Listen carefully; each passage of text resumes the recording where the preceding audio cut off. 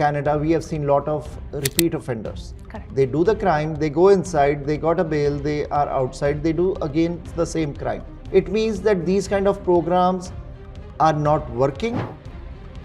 When we talk of repeated offenders, the crime severity index has come down from 2022 to 2025. We don't agree because we have seen, you are also smiling because Yes. The factuals are something else what we That's see. Those are not the factual that crime has come down, it has gone up. People tend to go and commit the same crimes again and again because of the root causes like unemployment or something related to not being able to make the ends meet. Do you believe that Canadians' laws should be more strict? Because what we find that there are not enough spaces in the jails, there are not enough beds in the jails, capacity is total full, where to keep the new criminals, because then you have to leave out the old one. So what is your thought on that? We got a chance to talk to few offenders, those who are out from the prison, and when we talked to them, they said we like to do crime because we live a very good life inside the prison. We got a good food. So means as jail for criminals, jail life is much better than the life outside. How many Indians, Punjabis or Gujaratis are there in the prisons when you go there? We have a special guest today who is a non-profit leader, woman empowerment coach, and who is a founder and director of 2 international organizations. And in Canada, she is a Canadian instructor who worked in prisons as a prison programmer. So what are the prison programs here in Canada? Just for the information, in Canada, the prison programs are handled by Correctional Services. It's a federal agency, Correctional Services. But if the sentence is more than 2 years, then it's a federal. And if the shorter sentences, then it is handled by the provincial ministries. So none other than Tanvi Sukhija. Tanvi, welcome to the show. Thank you so much, Nitin ji. मेरा नाम तन्वी है ते मैं women empowerment coach हैगी हाँ. From my profession, I've been working with a non-profit organization here in Canada and running various prison programs through the Art of Living. I'm also a faculty with the Art of Living since last decade. ਅਸੀਂ ਬਹੁਤ ਸਾਰੇ programs run करते हैं under this banner of the Art of Living, ਜਿਹਦੇ ਵਿੱਚ breathing techniques and various programs are run for the benefit of the community. Tanvi, if you want to give your introduction in short, what you will say about yourself? I am a community server. Okay. If I were to give one particular jargon कि मैं करदी की हाँ, मैं community ਦੇ benefit ਲਈ जिन्ना भी ਕੰਮ है ਉਹ ਅਸੀਂ provide ਕਰਦੇ ਹਾਂ services ਤੇ ਇਹਦਾ ਦੇ ਸਾਰੇ ਕੰਮ lead ਕਰਦੇ ਹਾਂ ਜਿਹਦੇ ਵਿੱਚ women empowerment, helping the children, helping the various community servers who are there in the community and bringing them together for a better future. So you have you are a founder and director of 2 international organizations. Which are they? So I run 2 organizations. One goes by the Kerencia Consulting Inc. Kerencia Consulting Inc. the which I'm working as a career coach, helping people build resumes, getting a good Canadian workplace culture benefits and helping them know what exactly goes into the Canadian workplace culture. The second which we are running is Orient Technologies Inc., where we are helping with the recruitment and staffing of the Canadian people. And you are also a woman empowerment coach. What is that? When I talk of women empowerment, it's a very wide term. When we are talking of women empowerment, we know that living specifically in the Peel region since last 3.5 years almost, we've seen that women are at the core and the helm of the things. They are running and leading almost everything. ਹੁਣ ਜਦੋਂ lead ਕਰ ਰਹੀਆਂ ਨੇ ਉਹਨਾਂ ਦੇ ਅੰਦਰ ਇੱਕ innate they've got this thing in them to lead a certain organization, to lead a certain place, helping them get to know their own capabilities over time is what we are doing through that women empowerment. Then you look into the other realms wherein women have been at the crux of facing issues like intimate partner violence, gender-based violence. Ona cheez nu overcome kidda karya jaye te kidda help kitta jaye women nu. That's what a women empowerment coach is doing. Now the interesting part is that you are associated with Arts of Living. They have across the globe, they have the branches across 65 countries, and we have learned that you are a Canadian instructor with Arts of Living and having the prison programs. Right. Tell us about what are the prison programs and how you got associated with Arts of Living, and you are a Canadian instructor. Right. So is there any beneficial in the prisons for the defenders? इस चीज़ में वास्ते मैं Nitin ji start करांगी art of living the presence 192 countries which है की है 192 countries are having art of living presence. When we talk of the presence, we are running almost more than 50 programs across each and every country. And specifically when talking of the prison programs, this was formulated in 1992 and it is a 5-day program meant over 2 hours per day, and this was basically meant for correctional staff and for the inmates of the jail. In Canada as well, we are running the same thing. We are running it in the view of helping the inmates and the correctional staff to come together to lead a better life.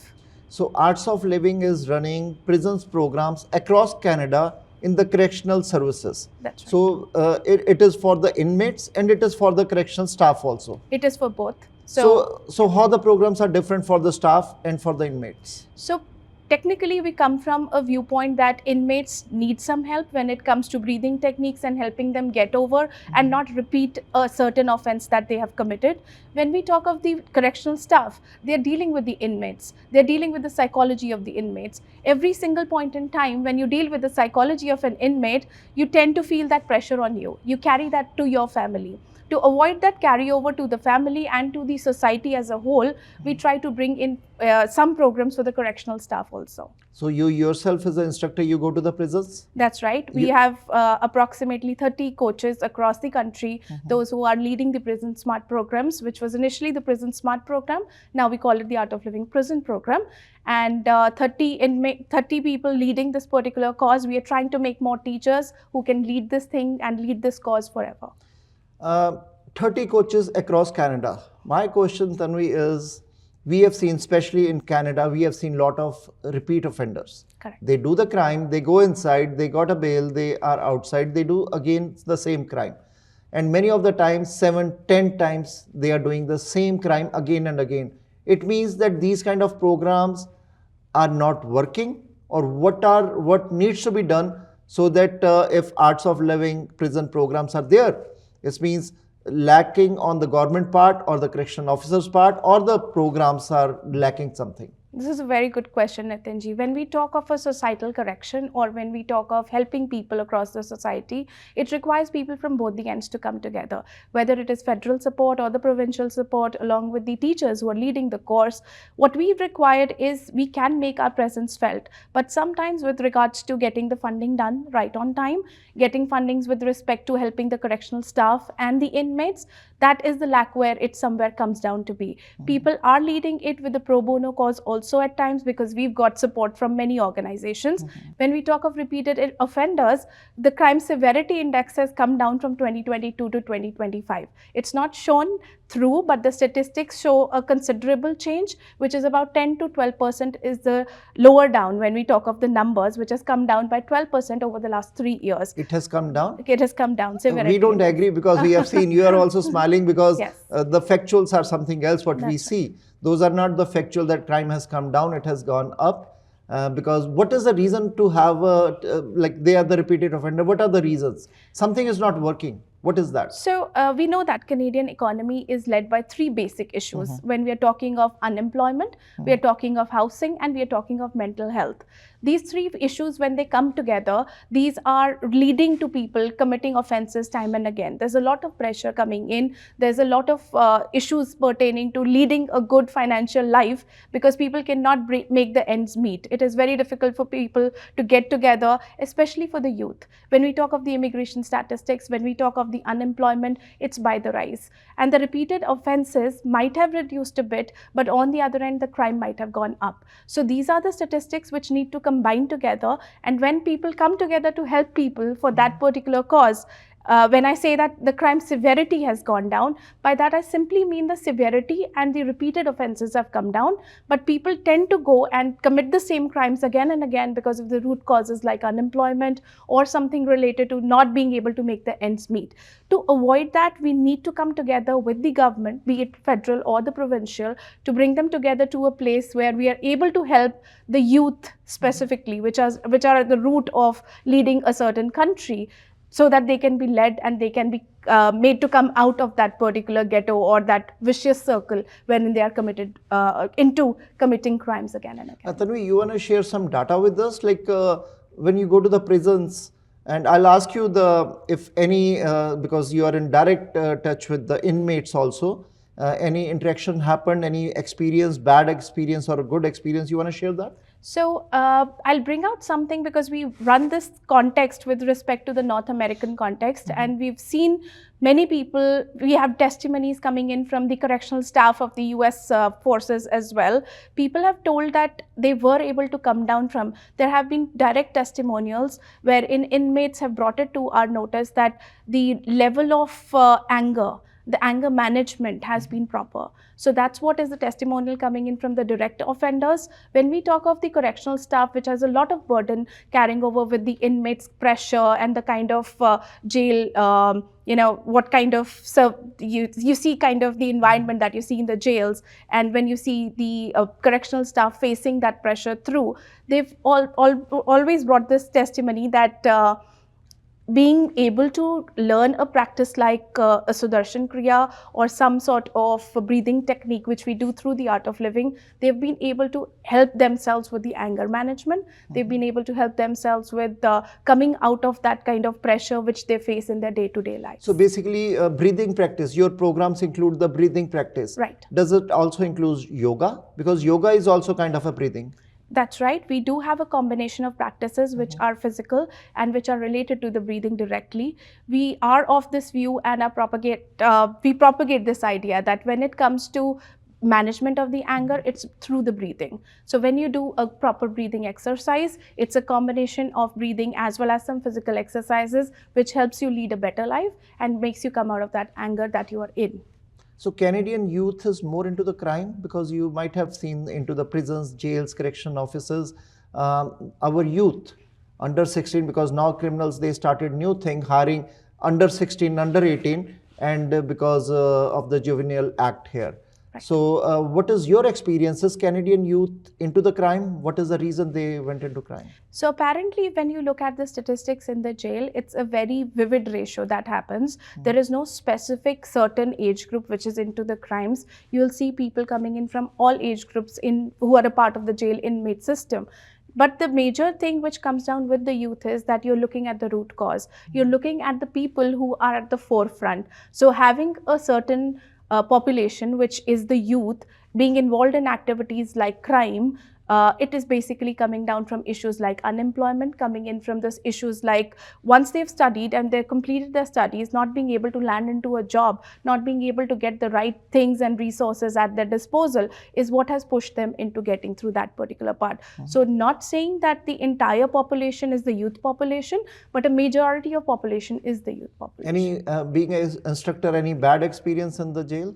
Substance abuse is something which has come to the notice. Because of the substance abuse, obviously the mind power reduces, and we've seen that people tend to be very aggressive at times and sometimes not being in a certain mode to take those services which are being offered. They don't want to take it. They are simply not receptive to the services which are offered. So getting to know them, getting into a zone where they feel psychologically safe, where they want to come together and want to talk about their problems is something where we need to reach down to bring those courses in those particular areas and arenas. So making them comfortable, coming to a physiologically and psychologically safe space, and then allowing them to be a part of such a course is what we need to do.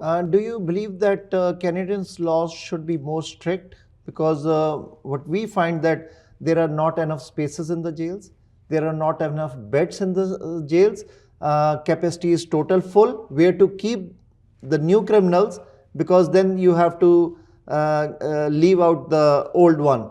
So what is your thought on that? When talking of the services and the resources, apparently if we deal with the root cause of the problem, I am an advocate of the issue that if we deal with the root cause and we try to pull out the root from the issues, it'll be easier for us to propagate a better. What is the root cause? The root cause would be the unemployment, lack of housing, lack of having the financial ends met is something which the people are facing on the core, which has apparently been the major reason behind people committing all sorts of crimes. and that accounts for approximately 70% of the crimes being committed in the country. If 70% of the crimes come in from the basic issues like unemployment and housing and some things related to your basic needs, I think that's where the government needs to pull in their threads tight and wants to come together so that organizations like Art of Living can provide their services, and we coming together with the government can create a better future for our children. Ever Art of Living give a suggestion to provincial or our federal governments, because you are into direct contact with the inmates, you know their behavior, their criminal behaviors, their change of moods, their attitude. Did you ever give suggestions to the governments? So it's not been a direct part per se, but when we call in for the policy analysts and the various rulers or the people who are at the top helm of the organizations come together, we've been asked for advice through and through, because we formulate a part of the society per se, and we've been working towards the betterment of the society. For this comes in with direct statistics. We come in with direct statistics telling about, say, 80% of the people benefited after a certain course. So we have the statistics right and clear, wherein people have reduced doubling of the offenses, or repeated offenses have come down. So the severity of the index has been shown to be lower over time. Such statistics brought together to the government, I think that would make a markup, and that would provide us a better space to operate in a better way. Personally, do you feel that our laws are quite weak? We need to be a strict laws? When we talk of the stricter laws for any country, the main agenda is to have a good environment for people to survive, for people to sustain, and to make good lives. I apparently feel it's together with the organizations like Art of Living and with many other organizations that are operating pro bono and are also doing services for the community to come together and give it a push. I do not say that some country lacks a certain thing, but it's always working in the right direction and putting your energy and channeling your energy in the right direction, which will take you to better places. We got a chance to talk to few offenders, those who are out from the prison, and when we talked to them, they said we like to do crime because we live a very good life inside the prison. We got a good food, and whenever we don't have a food, we do a crime and we go inside and they just leave us out. That is our job. How you, because you were also in touch with the inmates, how you feel that, why they say that we like inside the jail, not outside, but they don't want to keep us, they let us go. So Nitinji, coming back to the same point, wherein I would want to reiterate that there are three basic issues. When you're talking of unemployment, when you're talking of housing, you're not able to meet up with the financial ends and the requirements of the family. This is not available to them outside. Their mental health is affected outside. So means as jail, for criminals, jail life is much better than the life outside? I'm not saying, I'm apparently coming down from the view that when they're not getting the resources outside, they're looking for the offenses. Why are offenses being recommitted? Why are people going in for multiple offenses time and again? Because the root cause again is the issue that they're dealing with some issues on the forefront. We are looking into the unemployment statistics on a back burner. We are not seeing it from the direct perspective. If we see through the unemployment from the direct perspective, we'll get to know the usage of such programs in the society. People coming together, organizations, the community serving organizations, when they come together and help the youth build a better life, I think such offenses would automatically come down. Okay. What kind of programs in the jails we have? Because there are sex offenders, there are women offenders, there are many different kind of offenders are there. So do you have a different programs for all these different offenders? So the program that comes in with a similar curriculum for all, but we try to customize it in accordance to the kind of people that we are dealing with. We know that correctional staff would require it to happen or be organized it in a different manner as compared to the inmates who are coming in from a certain strata of the society. That being said, everything is the same one, but we try to customize in accordance to the people that we are dealing with. Inner transformation is very important, and inner transformation is the foundation lasting change in individuals, families and societies. How your programs, Art of Living's program inside the prisons, make sure that person's inner transformation is done accordingly with the programs? I'll want to reiterate again, when we say breathing techniques, 100% when you feel that there's a certain pattern when you breathe. For example, a person is feeling very fearful, would then the apparent breathing technique would be that the person would automatically go in for a breathless kind of a thing. When you're feeling angry, the breath rate increases. So we feel that within Art of Living, breathing can do wonders. So all the courses that we run are in accordance to the breathing techniques. So how many breathing techniques are there? Different breathing techniques or one breathing There's technique? one breathing technique which we teach through and apparently make them practice over a particular span of 5 days. Can you show us which is that breathing technique? So that's told and taught through the programs per se. Okay. You need to come in, be in that particular environment. We start off with the imparting of that particular education and getting through. It helps you lead a better life over time. So if you practiced it with time, we've seen statistics where people have better living standards, where people have gotten over issues like various anger issues and other issues pertaining to not living a good life. So they've gotten over. So with the facts. breathing techniques, all these offenders, they have the same breathing techniques basically. That's right.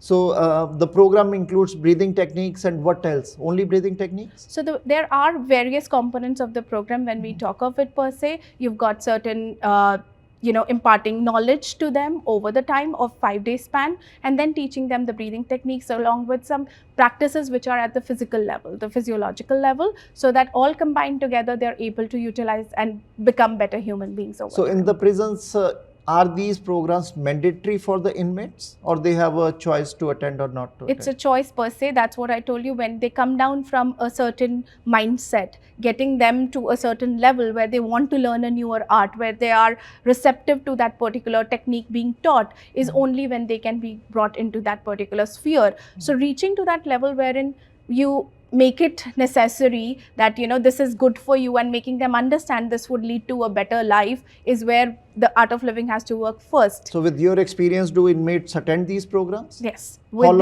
How long these programs are? Every day or? So it's in accordance to the kind of time that we get through. So as of now, when we get through a certain facility, and if we are allowed to operate through that particular part, we need to look through the funding operations. How is that happening, and how are we moving towards that particular process? If people are there and we have a funding available for the things to happen, because there are logistics and there are various things utilized with a particular program also. So once all the things are in place is when we can jump into that particular process. How many Indians, Punjabis or Gujaratis are there in the prisons when you go there? So when we talk of these statistics per se, we've seen a mixed combination wherein you've seen people, the indigenous community, the Canadians, the people coming in from all sorts of nations are there. It's not specific when it comes to, but when we obviously with the kind of population per se, say Peel region has a higher statistics when we talk of the people coming in from the South Asian community.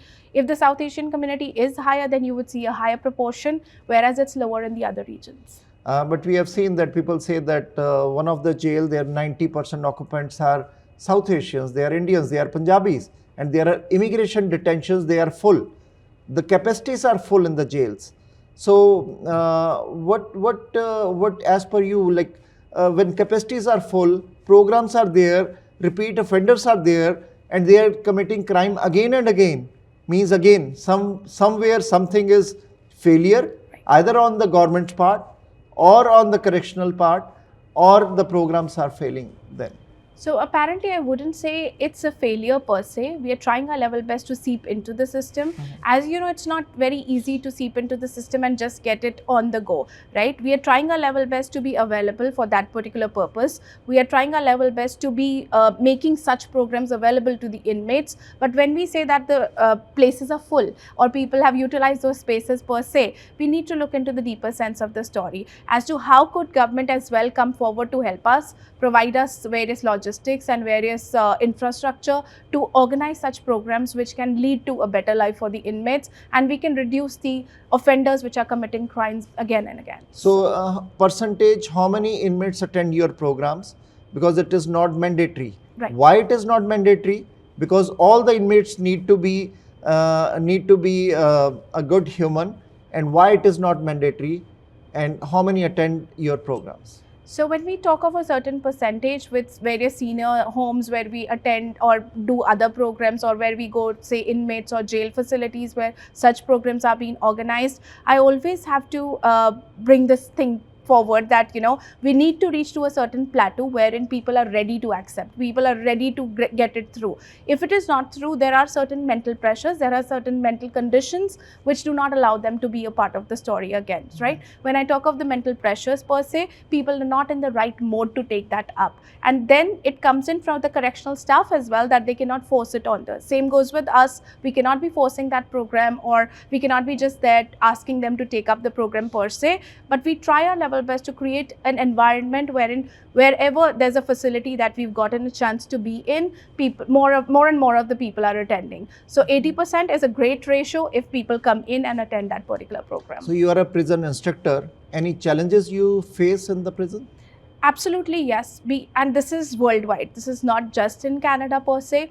We've seen that people come in with many mental pressures and mental issues. When we talk of the mental health, it's a very subtle art, right? People are just talking about mental health per se. But if you go deeper and look into it, people are suffering from substance abuse. People have suffered some traumas. People have suffered some issues in their past, which have led to such issues that they are in a jail kind of an environment. Now, this particular issue, when mental health is a problem, it tends to come on the people who are leading such programs also, because we need to go in with that kind of mindset that we'll have to deal with all kinds of people in the society. People are having a substance abuse, we'll have to deal with them. So sometimes having a group helps, sometimes having an individual which is high on understanding the, high on giving a therapy, or is a registered therapist along, is always a good deal to do.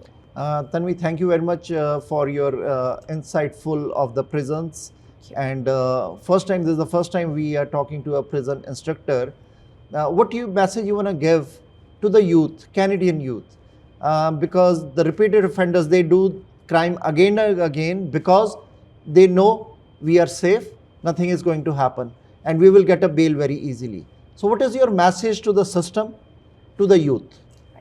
Youth is a torchbearer, is what I've always seen. They are at the helm of the things. Whatever you are to achieve in a country needs to start from the youth, right? So whatever we are instilling, a message for them would be to look into their lives in a better perspective, to have a better lens, to have a better understanding of what life is meant to be. If they are here as immigrants, then setting up themselves for success is what they need to start off with. We know that issues like unemployment, issues like housing would always be there in any of the countries that you're dealing with, which is on the growth trajectory. If you are able to deal with those issues and are able to get over those issues, ask for help, go in for help, and help the people around you. That wise, we can make this particular society a better society to deal with. Tanvi, thank you very much. Thank you so much. Thank you. So, ਆ ਸੀਗੇ ਤਨਵੀ ਸੁਖੀਜਾ, ਜਿਹੜੇ ਕਿ ਇੱਕ prison instructor ਹੈ from arts of living. Arts of living ਜਿਹੜੇ 65 countries ਦੇ ਅੰਦਰ programs ਚਲਾਉਂਦੇ ਹੈ। ਕੈਨੇਡਾ ਦੇ ਅੰਦਰ ਵੀ prisons ਜਿਹੜੇ ਹੈ correctional officers, correctional services which is handled by the federal, and ਅਗਰ ਫਿਰ ਦਸੀਏ ਅਗਰ ਸੈਂਟੈਂਸ 2 ਸਾਲ ਤੋਂ ਵੱਧ ਹੈ ਤੇ ਉਹ ਫੈਡਰਲ ਜੁਰਿਸਡਿਕਸ਼ਨ ਚ ਆਉਂਦੀ ਹੈ, ਅਗਰ ਸੈਂਟੈਂਸ ਸ਼ਾਰਟਰ ਟਰਮ ਹੈ ਤੇ ਪ੍ਰੋਵਿੰਸ਼ੀਅਲ ਮਿਨਿਸਟਰੀਜ਼ ਹੈਂਡਲ ਕਰਦੀ ਹੈ। ਐਂਡ ਆਰਟ ਆਫ ਲਿਵਿੰਗ ਜਿਹੜਾ ਹੈ ਕਿ ਉਹ ਪ੍ਰੋਗਰਾਮਸ ਚਲਾਉਂਦਾ ਹੈ ਪ੍ਰਿਜ਼ਨਸ ਦੇ ਅੰਦਰ, ਤਾਂ ਕਿ ਜਿਹੜੇ ਇਨਮੇਟਸ ਹੈ ਉਹਨਾਂ ਨੂੰ ਇੱਕ ਅੱਛੇ ਹਿਊਮਨ ਉਹ ਬਣ ਸਕਣ। And there are programs for the correctional staff also. So this was Tanvi Sukheja.